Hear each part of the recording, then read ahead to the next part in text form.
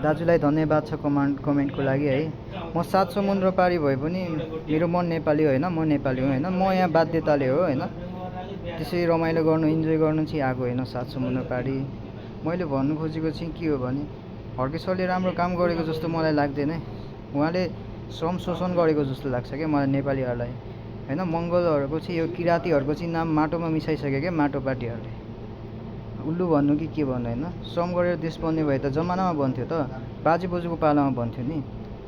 मेरो बाजे बोजूदेखि नै हाम्रो गाउँतिर चाहिँ श्रम गरेरै आएको क्या। हामी खानेपानीको पाइप आफै ल्याउँछौँ, आफै खन्यौँ, घर घरमा पानी छ होइन।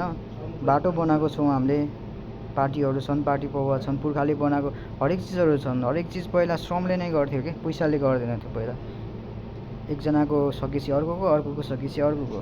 यसरी देश बन्ने भए त जमानामा बन्थ्यो त। अहिलेको सरकारले नि श्रम गर देश बनाऊ भन्थे, श्रम गर बाटो पिच गर आफै भन्थ्यो होइन। हामीले किन ट्याक्स उठाउनु पऱ्यो, किन विदेशबाट यत्रो लोन लिनु पऱ्यो। श्रम गर्ने देश बनाउने नि सरकारले नै श्रम गरेर देश बनाऊ भन्थ्यो नि। कुन चाहिँ देश बनाएको छ क्या श्रम गरेर।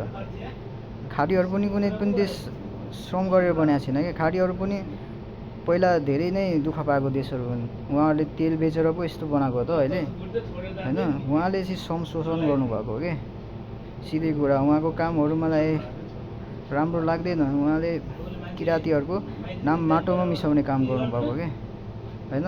धरानमा के विकास गरेछ र, श्रम गरेछ के। धरानको मान्छेहरू पहिला हर्के सर उठ्नुभन्दा अगाडि पानी खान नपाएर मरिरहेको